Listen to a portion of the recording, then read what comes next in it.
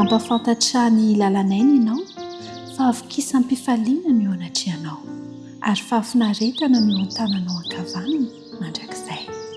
Salamo 1:1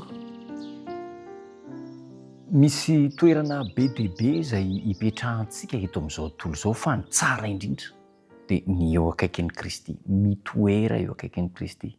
Misy raha mandeha foana hoe eo akaikin'Andriamanitra no mahatsara ny fiainako. Ity tontolo misy antsika ity no sekoly ny fanabeazana sy ny fiofanana.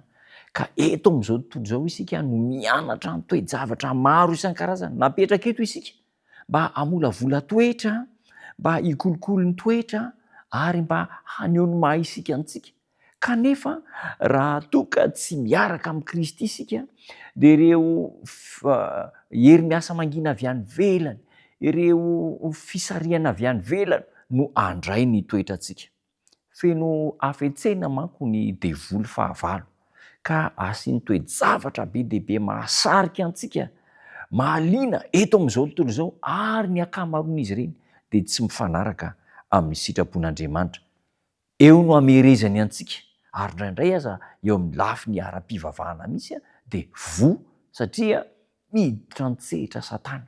Ataony izany izay hahatonga antsika hivavaka kanefa ny fomba amam-panao dia tsy mifanaraka amin'ny sitrapon'Andriamanitra. Sokajy roa ihany no eto amin'izao tontolo izao. Voalohany ireo manompo an'Andriamanitra sy ny faharoa ireo mijoro eo ambany fanevan'ny fahamaizinana. Aiza no misy anao? Aiza no misy ahy? Noho izany sokajy roa izany no ilaintsika fahamalinana sy fitandremana fatratra mba tsy hahatonga antsika ho lavo any amin'ny fandriky ny devoly. Aoka ho avelantsika ho fezin'Andriamanitra ny saintsika. Aoka hialantsika ny fitenenana na ireo fanao izay mety mampiala antsika amin'ny fanarahana ny lalamarina.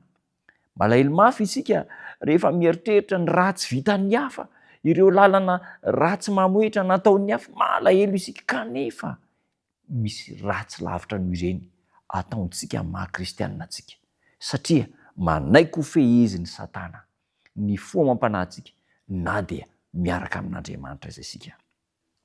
Miady ho lohan'ny lehilahy sy vehivavy maro eto amin'izao tontolo izao ka tokony hibanjina mandrakariva an'i Kristy ny mpanara-dia sy ny mpomba azy. Raha miaraka amin'Andriamanitra isika dia ho ny sitrapon'Andriamanitra no sitrapontsika.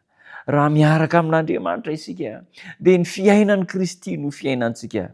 Raha mitoetra eo amin'ny Kristy isika dia hitoetra eo amintsika koa izy. Hanova ny fontsika izy, hanova ny fiainantsika izy ary hisy hery manova ny fanahin'i Kristy hiara-dalana amintsika isan'andro. Ahoana ny ambaran'ny tenin'Andriamanitra amin'ny Salamo 1:1-2?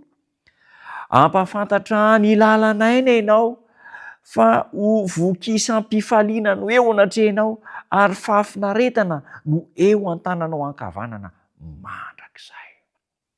Andeha isika hitoetra miaraka amin'ny Kristy. Izao zany fanapa-kevitra tokony ho raisina isaky ny ray mandingana, isaky ny miteny dia manontany tena. Araka Kristy sa tsy araka Kristy izao ataoko izao? Ekeny Kristy sa tsy ekeny Kristy?